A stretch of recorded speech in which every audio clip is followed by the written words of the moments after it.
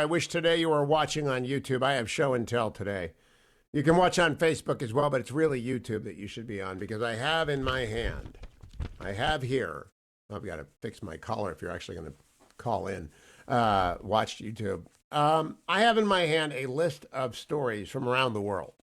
I went looking around the world this morning in show prep for headlines about the vote that occurred in the Senate yesterday that whether or not to proceed to the impeachment trial of Donald Trump, which was 55 to 45 to proceed. Right, 55 to 45 to proceed. Now, there were 30,000 people on the mall when Donald Trump gave his ill-advised and reckless speech. But there were 30,000 people. 800 people participated in an insurrection for which they will be prosecuted. Some face sedition charges for which the trial, the sentence could be 20 years in jail. So it's a serious doggone thing. Nevertheless, yesterday was a question of constitutionality. Does the United States Senate have jurisdiction over a former president for the purposes of impeachment, removal from office, and barring from future office? The answer is clearly no. Face of the document. Don't tell me about William Hastings. I saw some idiot talking about William Hastings last night. The United States Constitution was adopted in 1789. And from that time forward, the only precedents that matter are the precedents that go directly to that phrase, that clause, and to presidents. Don't talk to me about the Secretary of War either. It's about presidents singled out specifically. Presidents, not former presidents. So, headlines from the Financial Times. Nearly all Republicans back Trump in an early impeachment test. From the United Kingdom's The Telegraph. Democrats' hopes of convincing Trump fade, of convicting Trump fade, as only 5 Republican senators back holding a Senate trial. From the Times of Israel. Republican senators mostly vote against holding Trump impeachment trial. From the Wall Street Journal. Most Republican senators reject constitutionality of Trump impeachment. From the Washington Post. Nearly all GOP senators vote against impeachment trial for Trump, signaling likely acquittal. From the New York Times, Republicans rally against impeachment trial, signaling likely acquittal for Trump, etc., etc., etc. Everybody, and I mean everybody, knows this is a giant waste of time. Most people should know that the trial is at best, arguably constitutional, and that it is very likely unconstitutional. That's the better argument. That's my argument, Judge Littig's argument, Alan Dershowitz's argument, Tom Cotton's argument. And it is certainly eating up time in a pandemic and Joe Biden's 100 days when we need COVID relief phase 5, targeted COVID relief. It is a sham show trial to satisfy the left. And President Biden should call on it to end before it begins if he wants unity.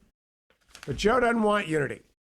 President Biden took to the White House yesterday, and this is astonishing. Not what he said, but what Susan Rice said after him. Here's what he said as a warm-up, cut number 1. To put out best practices for combating xenophobia in our national response to COVID. Look, in the weeks ahead, I'll be reaffirming the federal government's commitment to diversity, equity, and inclusion and accessibility, building on the work we started in the Obama-Biden administration.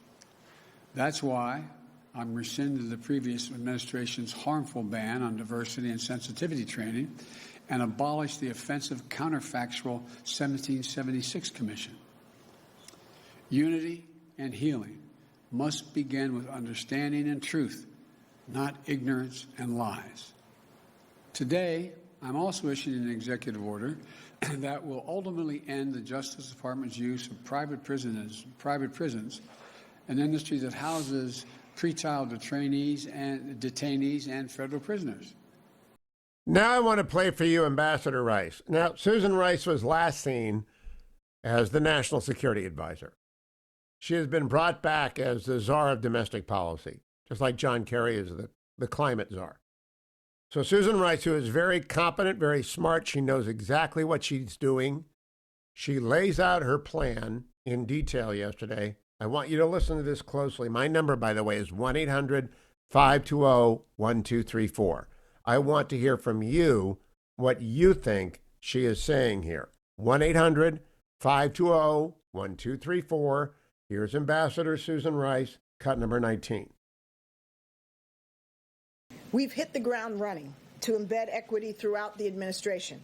On day one, the president signed an executive order directing an unprecedented whole-of-government initiative to embed racial equity across federal policies, programs, and institutions.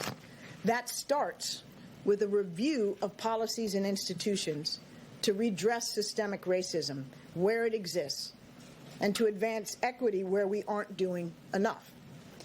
Every agency will place equity at the core of their public engagement, their policy design and program delivery, to ensure that government resources are reaching Americans of color and all marginalized communities, rural, urban, disabled, LGBTQ+, religious minorities, and so many others.